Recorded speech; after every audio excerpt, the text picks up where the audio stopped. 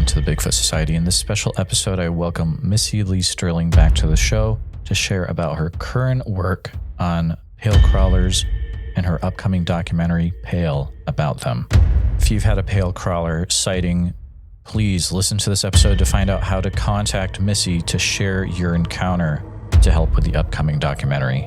But if you've had a Bigfoot encounter, you can reach out to me directly at bigfootsociety@gmail.com. And if you're a fan of Bigfoot Society and wish you could get more content weekly, you'll want to join the Patreon to become a supporting member, patreon.com/the Bigfoot Society. And now let's get on with the show. All right, Bigfoot Society, we got the privilege of talking to Missy Leigh Sterling. I had interviewed her about some research she was doing about a year ago, and it's a privilege to be able to chat with her again on Bigfoot Society. But how's it going tonight, Missy? I'm the privileged one. It's going well. I had to stay with our, it's become a theme now because I said that last time and you laughed. So I'd planned that all week. Oh, that was good. That was good. This is gonna be a wild ride of an interview for sure. I'm gonna love it. The first one we did in the Patreon, it's one of the favorites. Really? Oh yeah, totally. Yeah, a few people were saying that. There's probably a few people that haven't heard the first episode, which, guys, I really recommend that you go back and listen to that first episode because it talks about what Missy experienced, and we go really, really deep into her research up to a certain point. But Missy, would you be able to provide a recap? A little recap? Yeah, if you don't mind. So it was around 2018, 2019. I know now that it was 2018 because my mom passed in October and I have her journals, and she would journal about how she was worried I was going crazy. So, obviously she came around, but okay. So 2018, I was on my way to my house. I was leaving her house, headed home to my house, and it's a windy road, 2-lane. You go around a curve and you're kind of going uphill. And then as you round the curve, you're going downhill. And I see something ahead of the road. And at first I thought it was a deer. And I had this crazy fear come over me, like the hair on the back of my neck stood up, and it didn't make sense to me because I knew there was something ahead in the road, but I didn't think it was anything unnatural. So as I got closer, it wasn't moving, and then I'm at a complete stop and I'm on this creature, and it is unlike anything I'd ever seen before in my life. Nightmare fuel. This is the stuff nightmares are made of. It was pale, emaciated, huge black eyes, a gaping open mouth, and it was just sitting there on the road. I say sitting. I didn't see hands or feet, but that's just because I was so fixated on its face. I don't know how long we sat there, but eventually, we did part ways, and I went home and kind of battled with am I crazy? What just happened? If this exists, what else exists? I decided to tell a friend, and this is a girl I've known since we were 5, and so I thought, if I can tell anyone I can trust, I can tell this girl. So I explained everything that happened, and I expected to feel better, but I did not, because her face, she had a look on her face like, are you insane? And that helped. She said, 2 things, Missy. 1, you're going to need to speak to someone. Definitely need to speak to someone. 2, it's going to need to be a professional. I would like for you to make an appointment. You do not need to tell anybody else this happened. Do not repeat this story. This is your favorite part, Jeremiah. She said, you cannot become one of those Bigfoot is real people. And I'm sitting there like nodding in agreement with her. But in my mind, I'm like, Bigfoot probably is real. I did in that moment, because I was just like, if this crazy skeleton looking humanoid thing exists and I didn't know about that, what else do I not know about? And Bigfoot probably is real. And oh no, what else could be out there? I did end up making an appointment with a therapist. He I say saved me, really, because at first I was very angry when I went into the appointment, because I wanted an answer. I wanted him to tell me something was wrong with me. Here are your pills, ma'am. You can be on your way, right? But that's not what happened. I told him the story, and it was like word vomit. I couldn't stop. And he looks down and he looks up at me, and I felt like he didn't believe me. And that was pretty upsetting. And so I just blurted out, I'm like, you don't believe me, do you? And he's like, Missy, it doesn't matter. It doesn't matter whether or not I believe you. What matters now is what you're going to do with the situation you find yourself in. He said, I do not think you were crazy. There's no history of mental illness. You were not hallucinating. I think you were shaken, but you will recover. But let me ask you this, and I'm getting ready to leave right at this point. I'm just furious. And he said, have you considered that there could be other people who have experienced something similar to what you did? And Jeremiah, that was it. That was all it took. I went straight home, and I was like, pale, weird looking humanoid in rural area. I don't know exactly what I searched, but that's when the search history starts popping up, and I'm seeing all these stories. And initially I was disappointed because I thought this is all fiction. But then I find crawler sightings subreddit, and that's kind of like the holy grail of this stuff, because I asked on there once, I'm like, how many of us found this subreddit because we saw something and we did a Google search and this is where it brought us? And it was an overwhelming number of people. So I stayed up the whole night reading through stories, and that I was seeing that a lot of people were mentioning this trail cam photo and saying what I saw looked just like the creature in the trail cam photo, even though that's been debunked. But they were so insistent on letting everyone know they knew that picture was fake. It was like they had to include that part. And I thought, well, that's very odd. I have a strange mind. I look for little things like that, and I question them. So probably fell asleep on my computer that night. Next morning I woke up and I searched, crawler trail cam photo, and it popped up on the screen, and I vomited because it looked identical to what I'd seen, and I couldn't believe it. It was like right in front of my face. And I thought, well, how could this be fake? How could so many people say they saw this and it's fake? And that's when I went real deep into trying to figure out exactly who said it was fake, why they said it was fake, what criteria was used. This is on YouTube, the video investigation. And this, I successfully countered every claim that the picture was inauthentic. I believe it to be an authentic picture.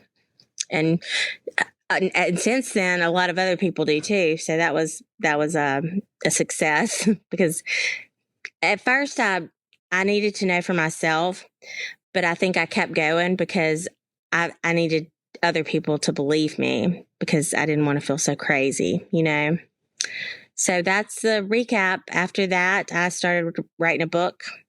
And then after the book, some other things came up, and it's a story that just continues to unfold in ways that just blow my mind, because I think there can't possibly be any more. We're at the end, and oh no, here comes something else. There's I found out a MUFON report, and MUFON is the Mutual UFO Network. I believe I said that right. And they've been around for a long time. They collect sighting information and write reports on it. And so I got a hold of that. A lot's happened since. Got a documentary. Guys, the first episode is definitely worth listening to, because in recent times, I haven't seen anyone else go into research on something so intensely. It is fascinating, the things that Missy did to look into the history of that photograph, which you can probably picture in your mind right now. And yes, we are talking about the cryptid that is considered as the rake or the pale crawler, right, Missy? Correct. Yeah. Picture in your mind me sitting at my desk okay, so everybody thought it came from a video game called Insomniac Games. Picture me. This is how insane I am. Calling that company daily, trying to find out information on if they were really the ones who put it out. And I was threatened with having the police called on me. This woman says, "You're really getting on my nerves, lady. I told you, we don't know anything." And of course they didn't, because 10 years had passed by the time I came on the scene. But yeah, that's how crazy I went. And even the news anchor, because there's a news story that was done on this. And it's online too. And I even contacted her. I sent her flowers so that she would call me, and we had a nice conversation. We keep in touch to this day. So, yeah, I went deep. I'm so extra. Someone told me once, Missy, your perspective is a million miles deep and an inch wide. And it pissed me off because it's true. That's awesome. We have talked off and on about this situation since then. And one of the things I really thought was fascinating is that when you started to dig into the same area, you started to find other people that had seen the creature as well, correct?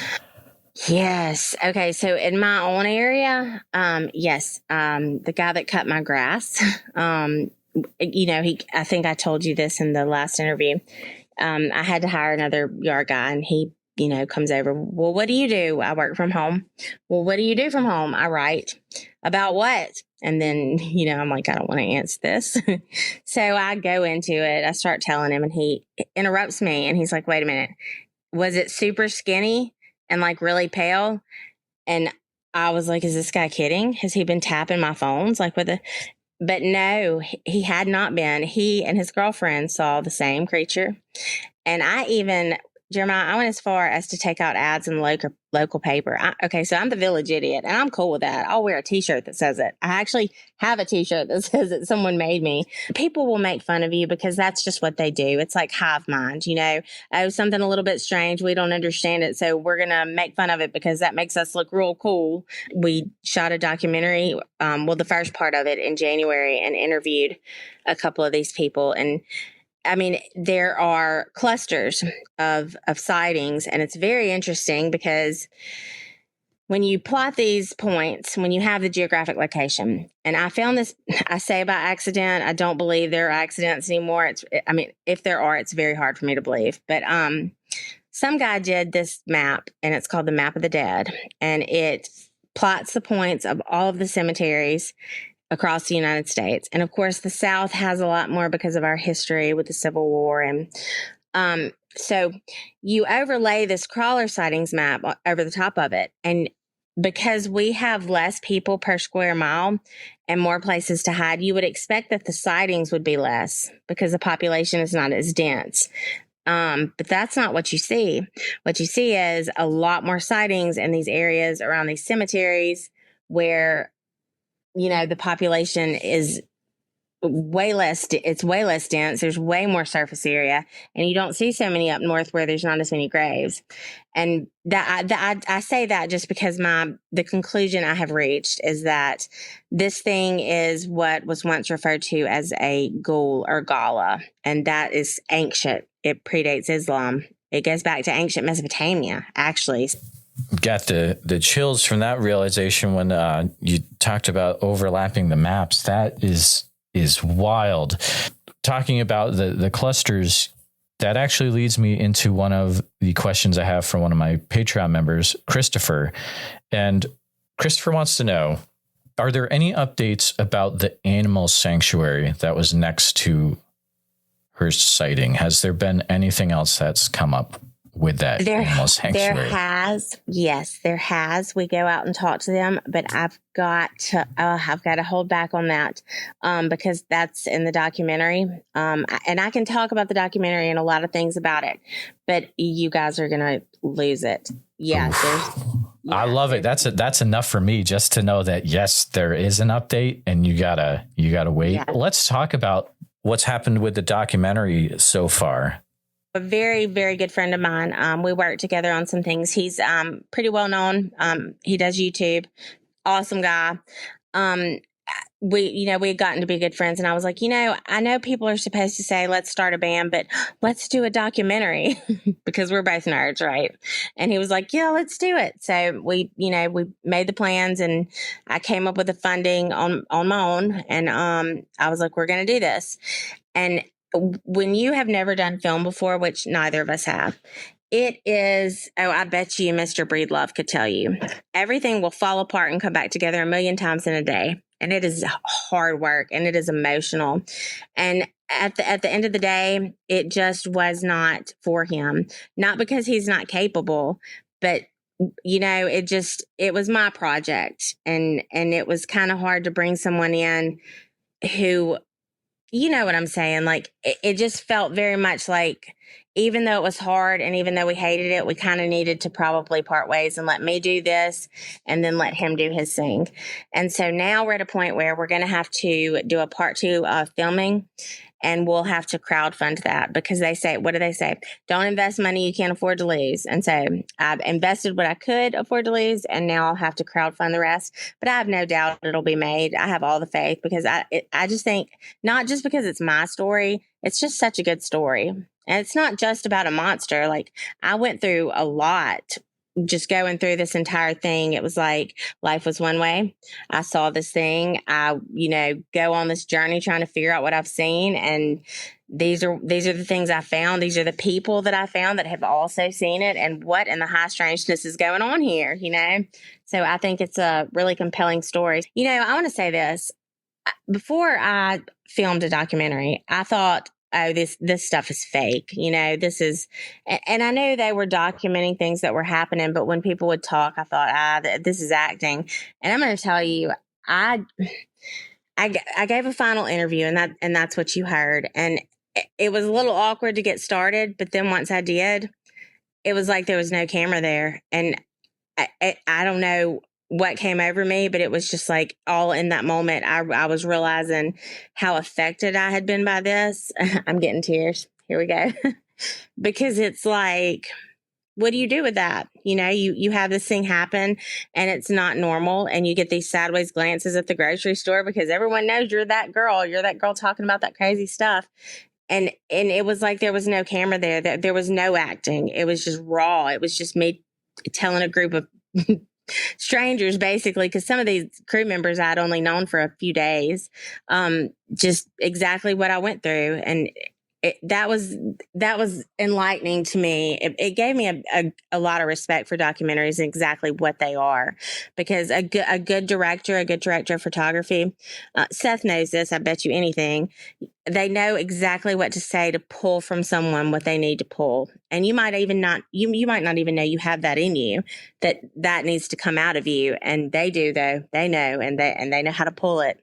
And I have an excellent team. So I'm excited. The title is Pale, by the way, the title of the documentary. We titled it Pale because these creatures are pale, and, it's just a pretty simple word, and I think it's cool. So. That is exciting. There's definitely going to be links in the show notes for people to look into helping with that. Do you have all the people lined up that you would talk to for part 2 when you resume filming again, or? Okay, so I've got this casting. I say casting director, and that sounds like just film, but it's also called a casting director for a documentary. We want to follow more than just my story, because you have me, and I am extra, and I just dove deep in and couldn't stop. But it's funny that people will have very different reactions to the same phenomena. So we are looking for a couple of more people that are willing to let us follow them, either go to them, bring them to us, and learn as much about them and who they were before and what happened and who they are now as we learn about me. But on top of that too, we want as many stories as we can get. Anyone who is willing to get on a Zoom call and tell us about what they went through. I mean, we want as much as we can get. Anybody who has a story. For this, we're talking about pale crawlers, rakes. But yeah, that would be fabulous. Anybody out there that's listening and either has a story of their own or knows someone with a story, definitely have them get in touch with me. These can be accounts from anywhere in the U.S., sounds like? Yeah, sure. Okay, so we're only going to be able to fly to people who are in the U.S. or fly them to us. But I don't care what country you're in. These things are seen all over: Australia, Ukraine, Poland. Any story you have, we want your Zoom interview too. And I understand that a lot of people have, okay, so I was very lucky. I did not have an employer I had to answer to when I decided to start talking about this. We understand that some people do, and they don't want to talk about it because they don't want to lose a job. We're more than willing to, if you want to share your story, and I'm going to tell you, it is very healing. It is very healing, especially to find a community of people who know exactly what you're going through. There are methods that we can use to, alter voices, blur faces. But I mean, I want them. I want as many as we can get. I'll tell you what. I've made some TikTok videos, and I don't think we've really talked about this yet because I was kind of holding on for the interview. The pale crawler rake community on TikTok is pretty wild. What do you mean? There's a lot. So if you go over to the Bigfoot Society TikTok, a lot of people would send me accounts, and like I would share them. And what started to happen is it started to become very evident that people were seeing something with the same description around the Lake Texoma area of Texas and Oklahoma. That's interesting you say that, because that was okay. When we start, this is crazy. When we start filming again, that's where we wanted to go. That's one of our destinations. Oh, Missy, you have to do everything in your power to go to that area. Listen, not because of what you just said, just because my director of photography is from there. Oh my goodness. This is like Synchronicity Town, USA. So it doesn't stop. It keeps on. It's wild. Let me just tell you a few of the things, and I'm going to have to look through my messages and maybe try to see if I can get some people hooked up with you. But I've had a guy working for the railroad that he was on the train, and he saw one of these things when he was on the train. I think it was on the tracks behind the train. I had a gentleman that was sending me photos, and this is all in this like Lake Texoma area, but it's not just like, and if you talk to people around there, they're probably going to call it the Lake Texoma creature, because I may have called it that, but it may be a thing. But anyways, there's also like a lot of like ghost sightings, paranormal sightings, Bigfoot sightings. That whole area is like very, very steeped in weirdness. So to hear that you're already planning to go to that area, super exciting to hear. You're going to strike gold. Yeah. It's funny you mentioned the paranormal stuff, because when I was younger, prior to this sighting, my relationship to the paranormal was just, as a kid, I saw a lot of ghosts. And I was asked, like, well, what do you think? It's you or the house or and I'm like, it's the world. This stuff is everywhere. It's not just one person, one house, one area. I do tend to believe that it's the land more than anything. When you're dealing with like, paranormal activity, but it's everywhere. It's not just one person. I mean, we all love to think we're special. I love to think that I'm special, but, it's the land. It's everywhere. It's very pervasive. And I do believe that there are certain spots, for some reason, be it ley lines or, magnetic field anomalies, for some reason, it's a lot more prevalent in certain areas. So that is very interesting. I cannot wait to tell Sarah. Sarah's my projector. What is she called? Director of photography. Come on, Missy, get it together. Yeah, that's what she is. That's awesome. Oh man. Yeah. We'll talk about this later too, but it's like, go over to that TikTok that blew up, and you'll have to spend like 2 weeks looking through all the comments. There's so many. It's nuts. I hope some of these people would be willing to connect with me, because the thing, my the casting director, she wants to make a Reddit and go on and ask. Reddit, they're so mean. They're just so.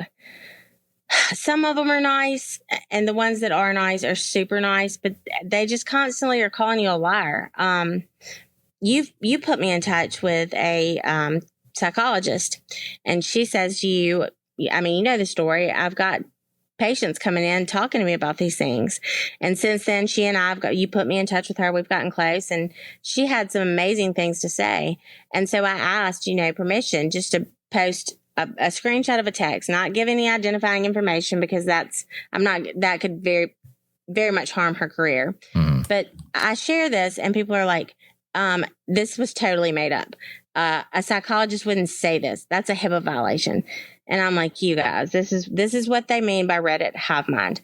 First of all, a HIPAA violation would be disclosing personal patient data, like their names. Second of all, her conversational style is not required to be a certain way. They also said, oh, yeah, I'm a therapist too, and I would never talk that way. Well, that's because that's you. It doesn't mean she's lying. So to hear that I could go to TikTok and potentially find people who are not just jerks, that is very, very exciting to me, because I was a little concerned about how we were going to go about that. So thank you. And I probably won't sleep tonight. I'm going to be on TikTok, and I mean, you're not going to sleep for the next month.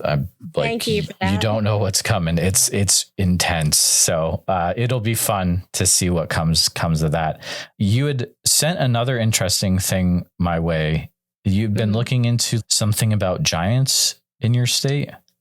So we can go into that right now if you want to, or we can talk about the MUFON report. Oh my goodness, yes, the MUFON report. Okay. Totally. And then we also need to talk about the AI analysis of the trail campaign. Yes, let's do it.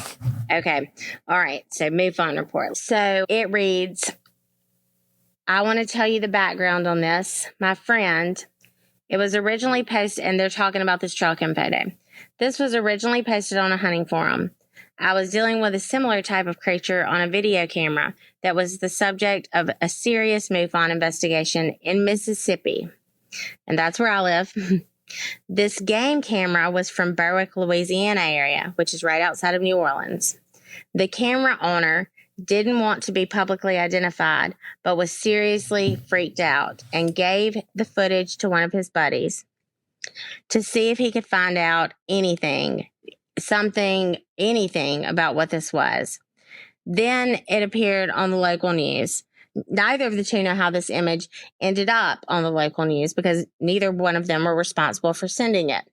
But then here we were.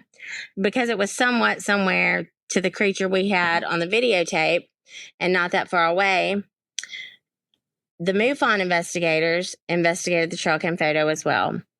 And I think that had been a few months earlier. The MUFON investigator was from Slidell, and I believe Jeremiah Slidell is in Mississippi. It could be Louisiana. But she contacted the news reporter and at about that time, and the news reporter was declaring that it was a fake. And what do we know, Jeremiah? When I spoke to her, she told me the same thing. She believed it was fake.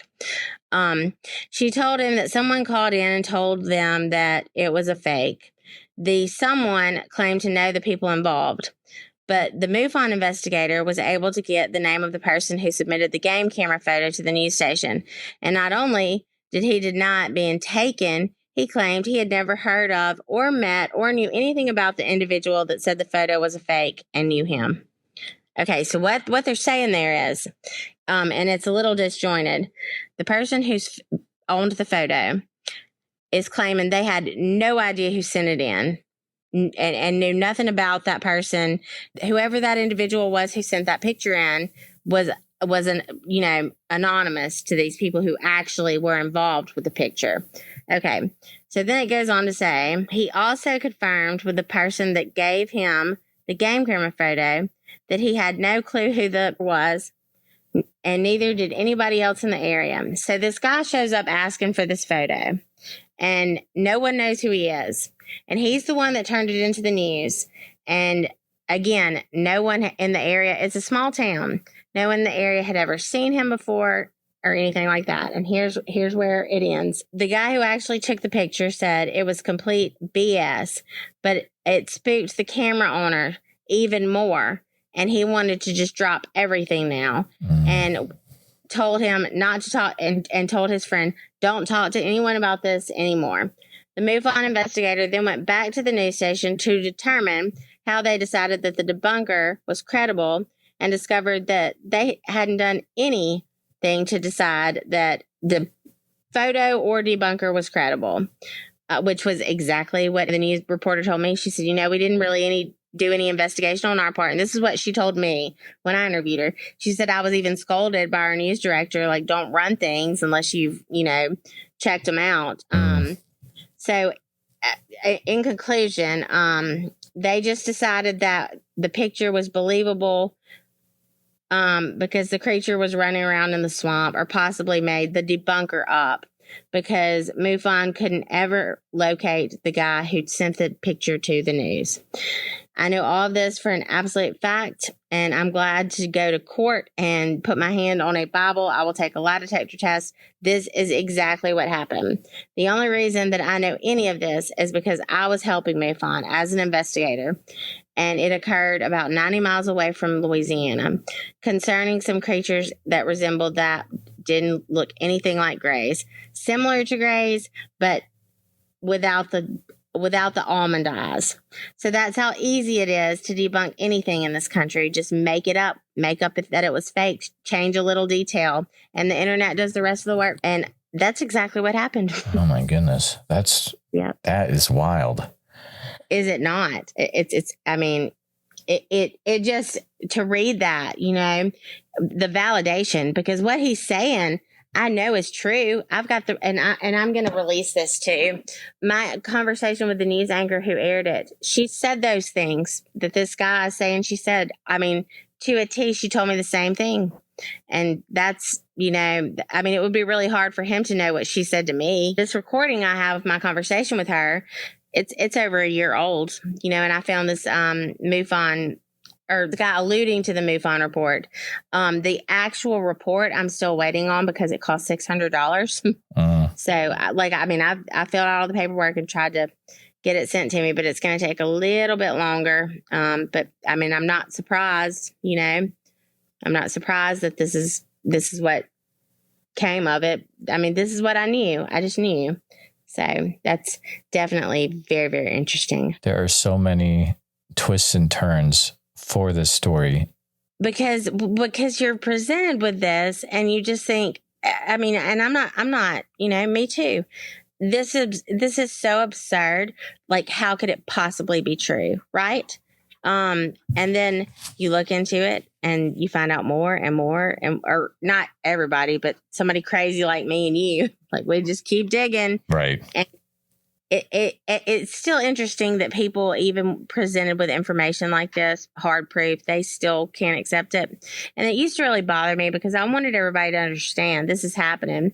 But I'm fine now with people. Why would I be upset that they didn't believe it? They're entitled to believe what they want to believe, and that's fine. They're not for me, but I know there is a group of people out there who are all about this stuff, and so they are for me. Those are the people I'm talking to. That's who I get up in the morning and I do these things for them. Like Christopher, who had the question about the animal sanctuary. Right. Yeah, I'll remember his name, and I don't mind giving Christopher a sneak peek. I'm pretty generous, so if you have the ability to get in touch with him, I can give him a little bit about what we found out with. Absolutely. Yeah, we can make that happen for sure.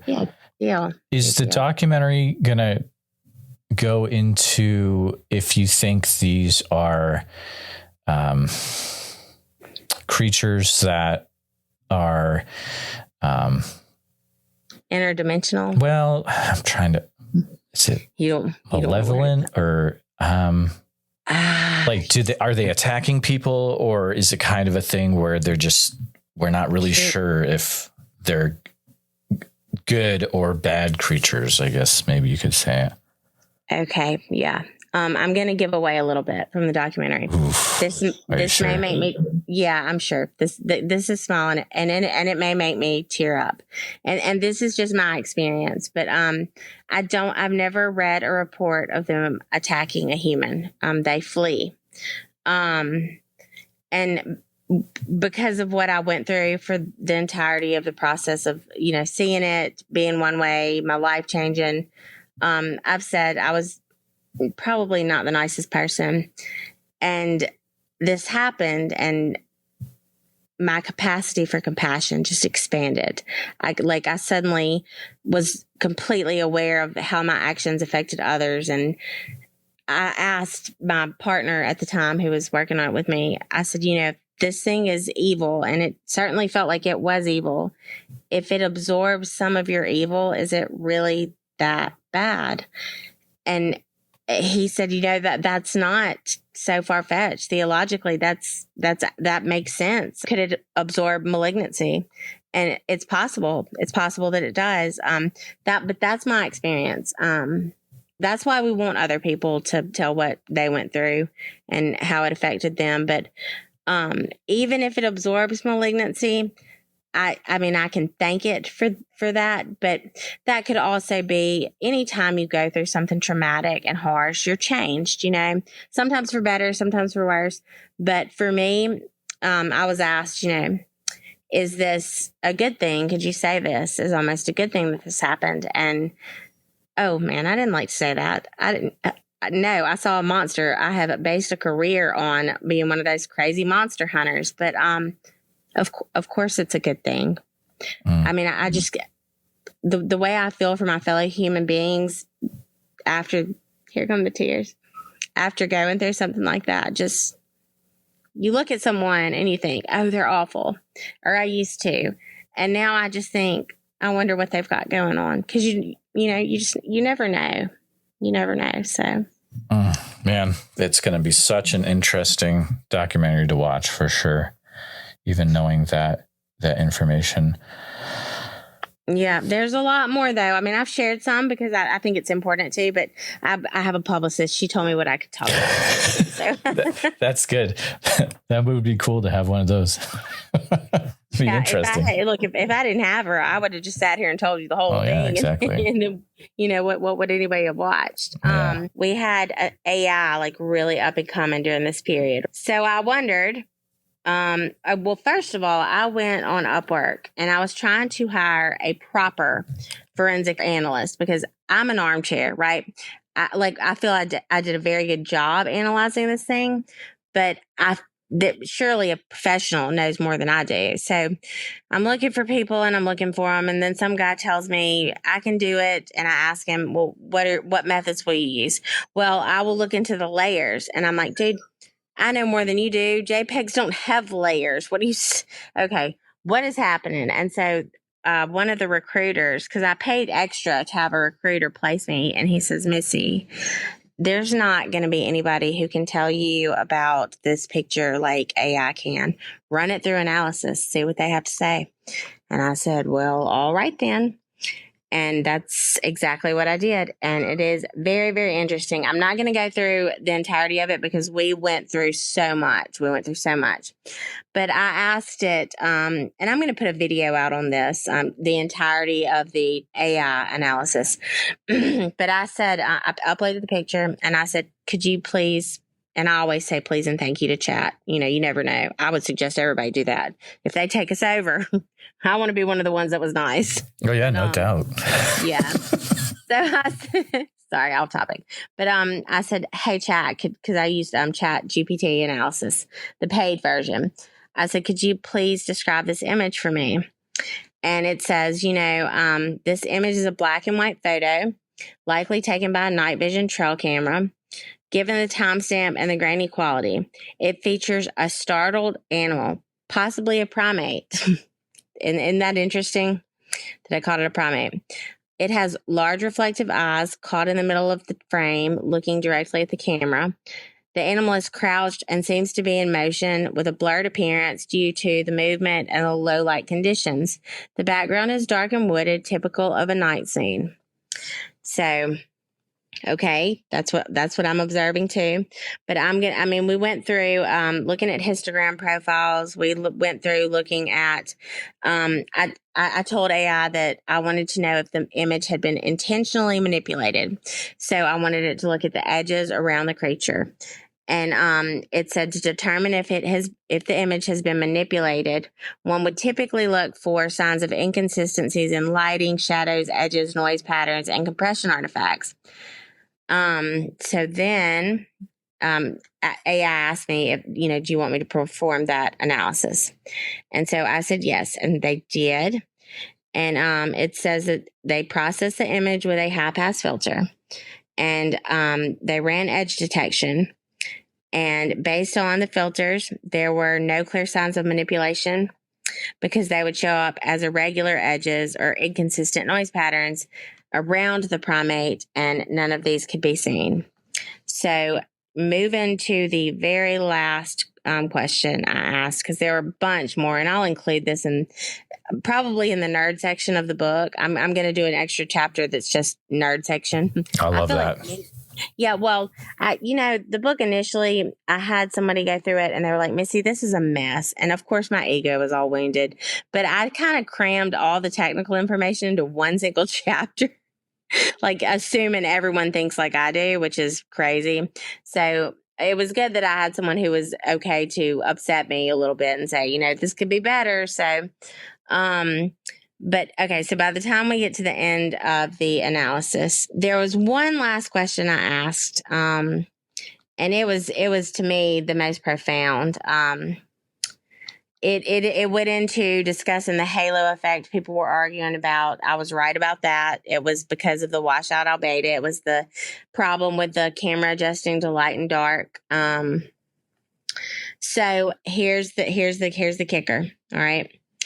I said, so if an image was edited 13 years ago, the manipulation detection techniques we have available to us today pick up on an edit or a manipulation that was done 13 years ago? And it said, so if an image was edited 13 years ago, the manipulation could potentially go undetected by the tools of that time. It might be more easily spotted with today's advanced analysis techniques. However, the effectiveness of current tools can still depend on the quality and resolution of the image as well as the skill with which the manipulation was made. High quality edits done by a skilled individual could still be challenging to detect with even modern tools. But if an image created and manipulated 13 years ago were to be analyzed by the tools available today, unless it was just a very small edit, the likelihood of it going undetected is virtually impossible. Dang. I mean, does it not make sense though? Yeah, for sure. Yeah, and when I read that, I'm not gonna lie, I cried because I knew that, but just to read it like that, just to have it told to me in that way, that it was validating, and validation is medicine, especially when you're dealing with high strangeness. And so I can't get over how it said primate a few times. Well, listen, that's just really weird. Well, Missy. Here's what's real weird. It crashed on me a couple of times, and I had to start over. Initially, it said deer. And that was strange to me because, and this will probably be a part 2 documentary. I've got some images I'm going to send you, Jeremiah, where there is this halo or it's like a mist, and these deer are coming in and out of this mist and kind of transforming. It almost looks like no. Yes, like, I know. Not deer stuff. Could it be? It's possible. Or a portal. Who knows? Yeah. Well, that's what I'm thinking. It's a portal. And one of the images I have was sent to me by a guy who lives down the road, who would have been in a house like 3 doors down from where I was when I saw this thing. Oh man. Yeah. So there's just so much you could fit into one documentary where you're going to have to go, okay, well, let's save this part for a part 2, because it's a little bit, you don't want to overwhelm people. The primate thing. Have you ever considered, I don't even know how you would do this, but like taking some computer program and taking that image and like adding hair to it just to see what it would look like? I have done that. Okay. It still does not look like any known primate that okay. And if there is anybody who is a Photoshop expert, I dabble, I'm self-taught, I'm decent, but I'm not, a professional. I'm more than willing to give them what they need. I would love to see that done by someone else, because different artists can have different interpretations, right? Right. So, but I had said, I wondered initially, is this a primate with mange? Is this an albino? Because the arms are so long, just like primate arms, right? Or is it a Bigfoot with mange? Is it? I don't know. I don't know. I don't know. There was a very interesting story I got not too long ago. And this guy saw a group of them in a field behind his friend's house. And he said there were so many. I've actually got the story. A group of them. Wow. He said like 50. And so first I read this and I'm like, okay, this guy's full of it, you know? But then the more he gets into it, and then from what I know from speaking to Rick Grabenek, oh, wait a minute. Did I tell you I spoke to Rick Grabenek? No. Okay. We talked because, and let me know later if this is something I need to cut out, but that's the gentleman that had the video on the porch, right? Correct. Yeah. We don't have to cut this. We can go into this. Cool. Okay. So there was an issue that came up. Rick had a friend. I say friend with quote fingers. So the first video Rick put out was the one everybody is just so freaked out by. Right. But then his friend says, you know, Rick, you need to put on a costume and we need to paint you white and record you so that we can let these people know how impossible it would be that was you out there. Now, Rick thinks that's a great idea because he's a down to earth guy. He sings. He's nice. I mean, wonderful dude. Well, the friend's thinking, I can make people think Rick faked this. Do you understand where I'm going with this? Uh-huh. And so because of the way it was done, it kind of unfortunately discredited Rick in a way that was just super unfortunate. Right. I will believe him till the day I die because I watched that thing move and I've seen one myself and other people who have seen them. There's no doubt in our mind. But the phasing in and out type thing, I'm getting ahead of myself. The guy, the story, okay, about seeing 50 of them. Okay, let's see, where is it? Was that a guy who just randomly reached out to you, or is that like a Reddit thing? Both. Okay. Yeah, that's what I run into a lot. People will reach out on Reddit and people will just rip into them and it's painful. Yeah. I really wish Reddit could kind of get out of that a little bit because, I mean, you're already on a subreddit about high strangeness. Why are you going to tell somebody they didn't see what they saw or that they're not telling the truth? You know, this guy, he doesn't want his name mentioned. So, he said to call him, I'm not going to repeat that. We'll call him Guy. Missy, I have seen hundreds of these things at night in the woods in the rural areas around Memphis, Tennessee. Ooh. Started around 2020. They are tall humanoid creatures with blacked out eyes, and they move slowly and in strange, jerky movements. The first time I saw them, I was visiting a veteran friend of mine who was down on his luck. It was about midnight on Thanksgiving in 2020. He had been living in a rundown camper vehicle at the edge of the woods on his brother's property. Between his camper and the tree line, there was the remains of an old trailer that had been destroyed by a tornado. There was a street light on top and a pole that was used to run electricity to the destroyed mobile home. On the other side of the pole was approximately 15 meters of a field that was an old dirt road that split in half with tall grass and brush. At the edge of the far side of the field, after which the tree line started. I thought that there were people hiding there at first because they seemed to be grouping more in the darker areas where the light from the pole was not near as bright. So I asked my friend about them, and he shrugged it off and said, oh, well, you know, they've always been there. And they don't bother me, so he shrugs it off, and I'm thinking, what?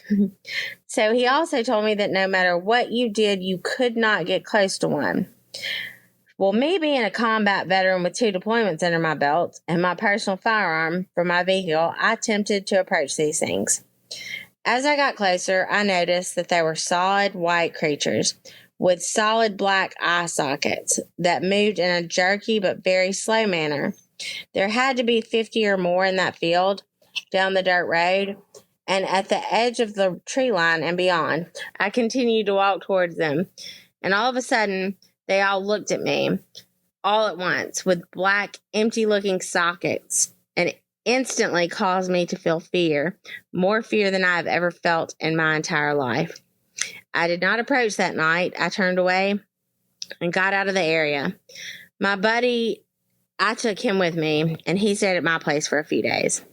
Since that first time I've seen them about a dozen more times, always at night and around a wooded area at all different locations.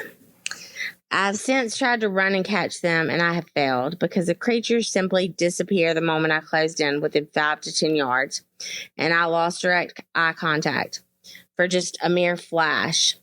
It's like they could phase in and out or something.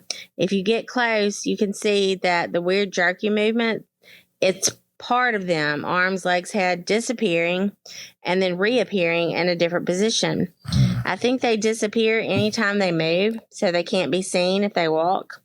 I pumped 45 5.56 millimeter incendiary rounds from my AR-15 into one of them without a single shred of evidence left behind.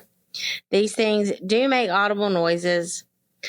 Animals see them. However, I've tried to show them to people, and only about half of the people I've shown them to actually see them. And I wondered if I was losing my mind and if anyone else has seen them and or tried other experiments with them. I've searched all over the internet and only found a few cryptic creatures that share one or two similar things to them, but nothing that was close enough for me to be satisfied. That is until I came across you and your video and your determination to figure out what is going on. The only thing that was really close was the origin of white zombies. I'm not sure, Missy, if you've heard of these, but it wasn't really that either. There's been a few people tell me this is a shape-shifting creature, but I don't know. They seem to be of different sizes. Some are large, some are small, and they group up in what I came to call family clusters, 4 to 5 of them usually, with 2 taller ones and one or two smaller. Missy, you've done an awesome job. Keep up the great work. Please don't ever quit, and please stay in touch. Yeah. So wow. That was, the phasing in and out. That goes back to what our private contractor says, right? Oh yeah. Ah, that guy's awesome. Yes. But yeah, it made sense to me when he talked about the phasing in and out. And if you will go and look, I'll put this video. Rick has given me full rights to use that video, and I have the original. Oh man, I have the original. And I'm gonna tell you this: the one on YouTube, it's not near as clear as the original. And that goes back to that video of that moose on the side of the road. I swore the first time I saw the video of the moose on the side of the road. And if people don't know what I'm talking about, by the time the episode airs, I will have everything up on the website you can reference. I love it. When I first saw that, Jeremiah, I thought, wow. But then I saw it again, and I was like, I was positive this thing was much clearer when I saw it the first time. Same with the Rick Grabbing It video. It is far more clear, and it is jerky. The movements are crazy, and that was my experience of seeing one. A lot of people describe this, and it could be that they are phasing in and out of existence. You know, it's who knows. Wild. It's wild, though. I love stories like this. I absolutely love it when it's like you just start pulling a little bit at a thread, and it just all starts going nuts. Yeah, you know, great. you said that to me. I think the first night that we ever had a conversation. Yeah. I get up to go take a shower and get ready for bed. I've got a thread stuck to the back of my foot, and I cannot find the end of it. And I was like, "This is seriously happening right now. That's funny. This is happening. Yeah, this means we're supposed to be friends forever. Yeah. Maybe that's what I told there myself." You go. Would you like to hear what I found out about the giant? Sure. Okay. I don't know if this is going to be enough for a documentary. Well, actually, I think it might be. Okay, so you hear about giant corpses being recovered, right? And there's books written on them. The Smithsonian apparently has this huge cover-up going on. And in my research, initially for these crawlers, I got a quote from the Army Corps of Engineers. And a lot of people would be surprised to know that the Army Corps of Engineers collects a lot of dinosaur fossils. Really? And one of the Oh, absolutely. Yeah. Well, because, they're building dams, they're hollowing out areas, and they take ownership of these. Yeah, it makes sense. Yeah. So this woman made this really interesting comment on their website, and she said, we have a collection that is so vast, it expands the entire paleontological record. Whoa. And I thought, lady, that is a bold statement. Yeah, it is. Is it? I mean, a bold statement. So a lot of farmers back from the 1800s, they talked about finding these corpses, and the Army Corps of Engineers would come, or some government agency would come scoop them up. And so they say they're at the Smithsonian Institute. Okay. But have you ever heard about a live giant being found? A live one today? As in, well, it was 1877. Oh, right. Yeah. So, yeah, today, I would say today. Yeah. Okay. There's a news article, and I'm I think I'm probably going to I may do a video on this and have it out by the time that your episode comes out. Okay, so 1877, you have this news article come out. It talks about a footprint that was found, and it talks about, the townsfolk getting scared. And let me pull up my notes on this real quick, because I've got some really good ones. And so the men of the town decided to go see the footprint, and they took with them some very well-established gentlemen, a doctor, a reverend, because they felt like, they're going to tell the truth. They're credible, right? So they go and they look, and they see that, in fact, it is a massive footprint. And the town kind of goes into hysteria, like, what's going on? What is this thing? So the men of the county, which would have been Jackson County, Alabama, which is near Huntsville, and I do plan to go there and get some footage of where all this happened. Awesome. Yeah, well, I have to. I'm in Columbus, Mississippi, sometimes Millport, Alabama. So they get together their posse, and they're like, we're going to go look for this thing. I'm not going to read the entire articles, but I will put them on my website for people to download. But the headline is Jackson County Giant, the most wonderful creature ever seen in Alabama, supposed to be a species of the Broadignags. And I think that's from Gulliver's Travels. I don't think they had another word, but that's just what they used. Caught, but makes his escape. And this is 1877.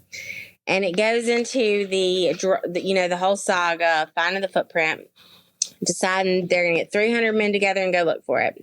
So this colonel goes and he climbs July Mountain, and he has his spectacles, and he's looking, and he motions down below to the men. Okay, I've got him. I see him. Let's go. So off they go, and they approach the giant, and he wakes from his slumber. They say that bones are all over the ground from his morning feast, and the dogs are hesitant to kind of attack him, but they, some of them get brave, and he starts picking them up and chucking them at the men on the horses. Oh, wow. Yeah, well, nobody was hurt necessarily, but then he takes off running, and he gets caught between a gulch. And it's my understanding that a gulch is just two mountains that are beside one another that kind of begin to narrow. So once he's caught in that, they tie him up and they measure him.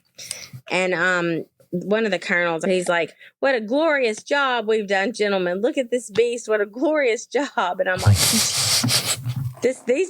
people back then, they were of a different breed. Right, yeah. So they measure him, and I actually had a paleo artist recreate an image of this thing, and it is, you would think it would be bulky, but it wasn't. It was very bony.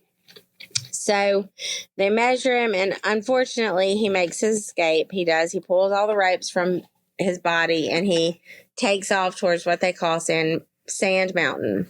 Now, I went back, and every single person mentioned in that article, I made sure that it was actually a person who lived and died. I want, because that matters to me. Right. Because that's the credibility aspect of it. And then something very interesting happens in 1936. You get another article about this thing because interest is building again. People are asking about it. And the author, or the writer of the article, he quotes the original 1877 article, but he kind of leaves something pretty important out and says that he never, that the group never did catch the giant or see the giant. And I'm like, that's really strange. That's because big detail to leave out. Yeah, absolutely. And they've got this other guy. His name is Europe. What was it? Europe Caldwell. Now, his brother was one of the ones that went out and measured the giant, and his brother was King Caldwell. So Europe Caldwell in 1936 is on his deathbed. And he says, oh, yeah, we all said that just to prevent people from stealing chickens. And then he says something very interesting, Jeremiah.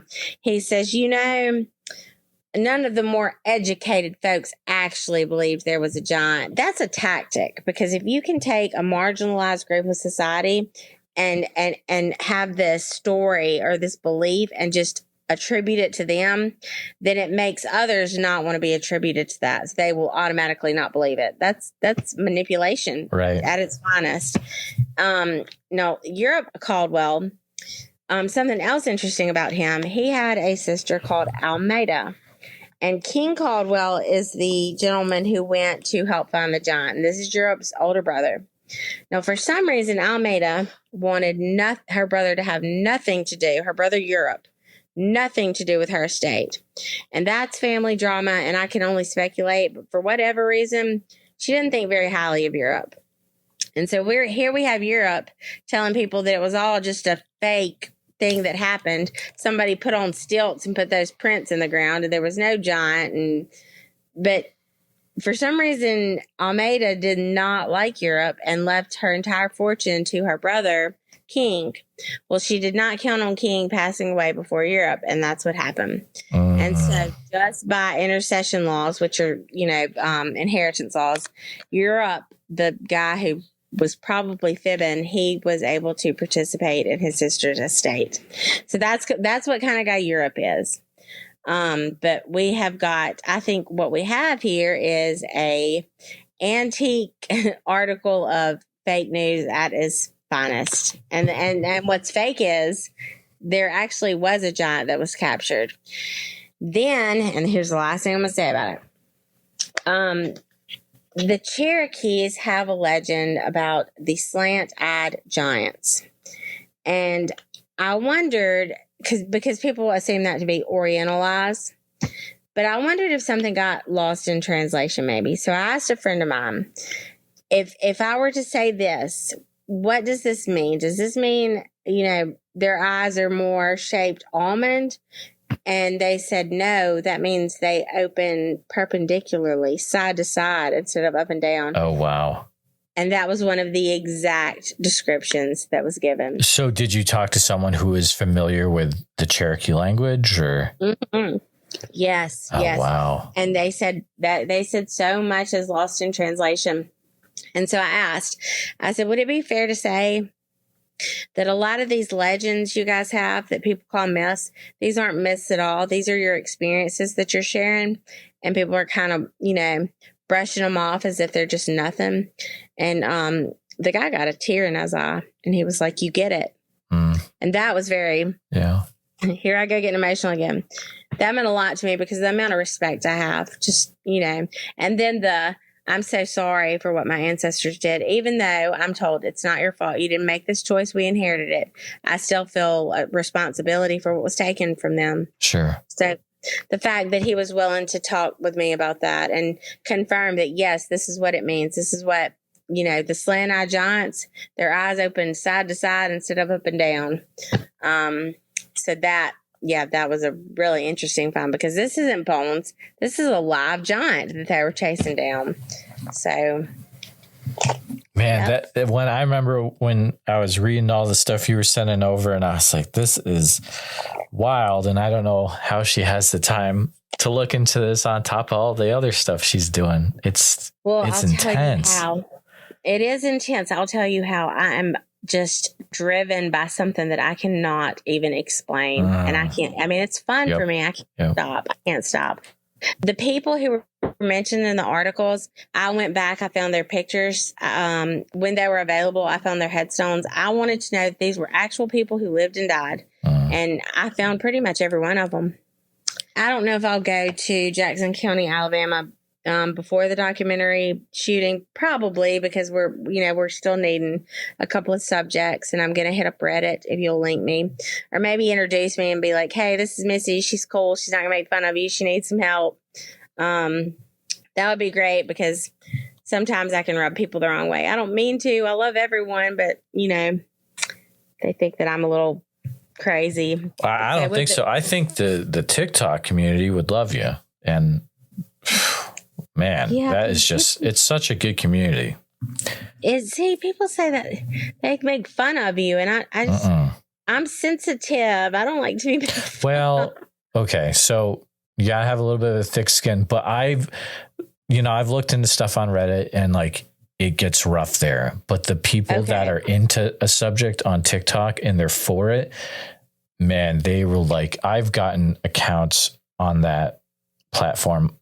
I mean, people talk on that platform about what they've seen. They haven't shared it anywhere else. It's a really unique platform, and the algorithm is so strong. It's extremely strong. If you started to make TikToks about pale crawlers and rakes. That's funny you say that. I'm like scared of TikTok, but I started on Reddit. That's where I started sparring with people, and they didn't bother me.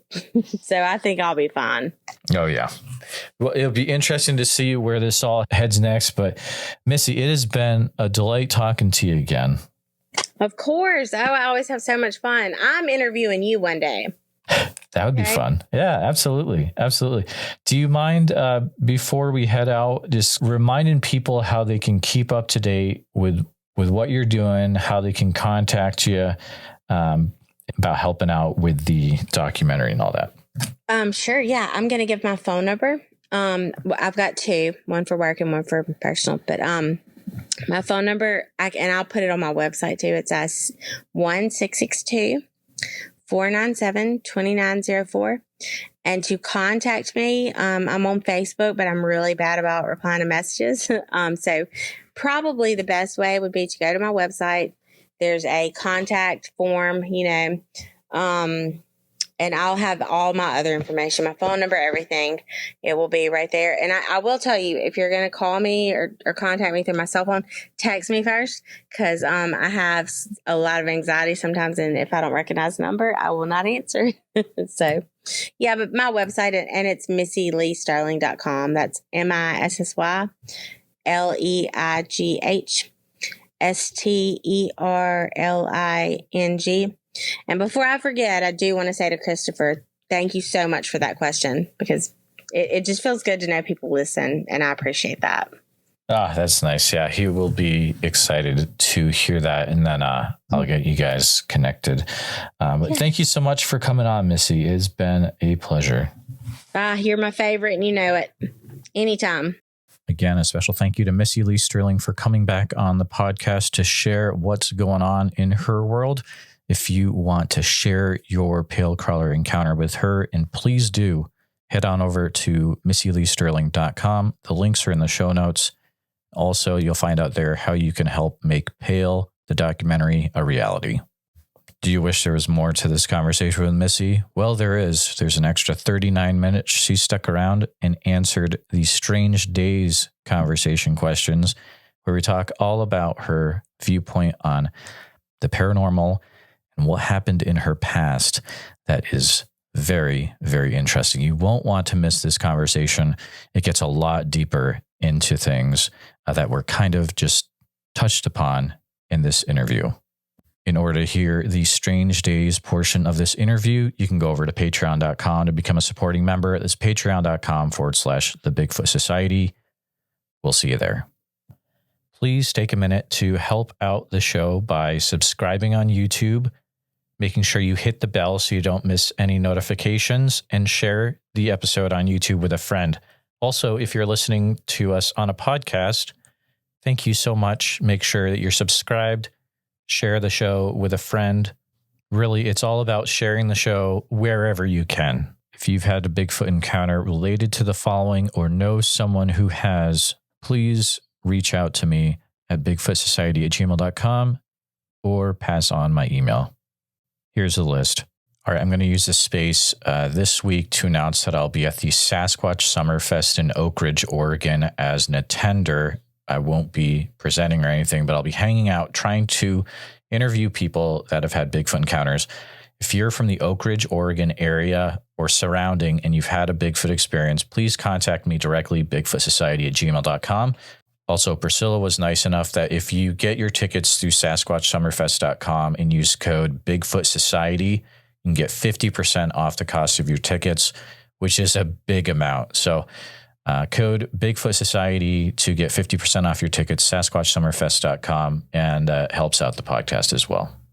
A special thank you to all the Bigfoot Society Patreon and YouTube channel members. It's your support that helps keep the show going, and I extremely appreciate it.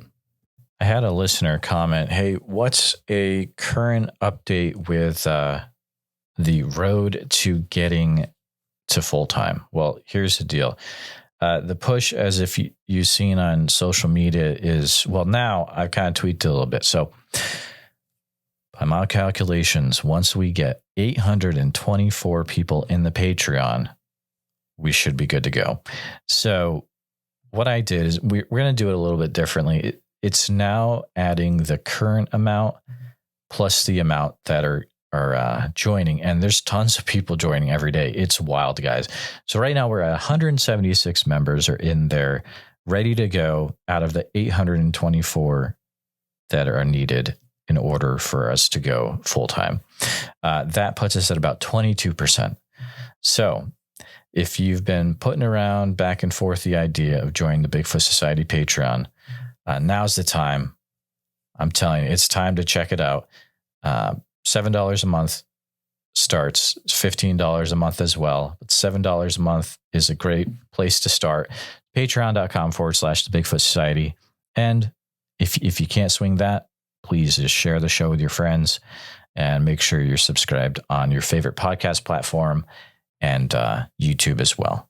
But thanks again so much for listening, guys.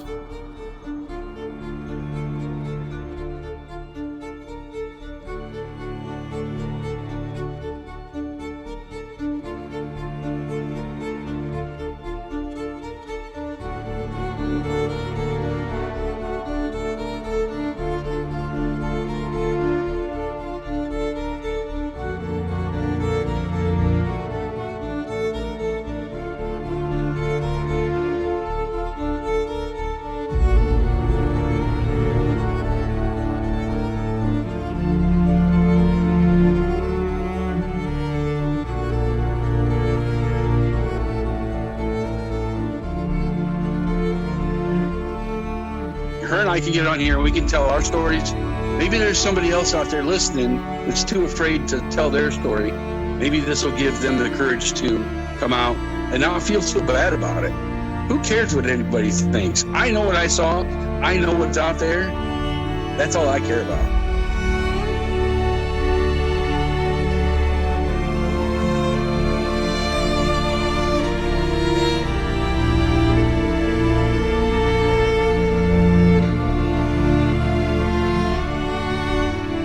Let people know. Please let them know. If you ever see one of these things, you need to tell.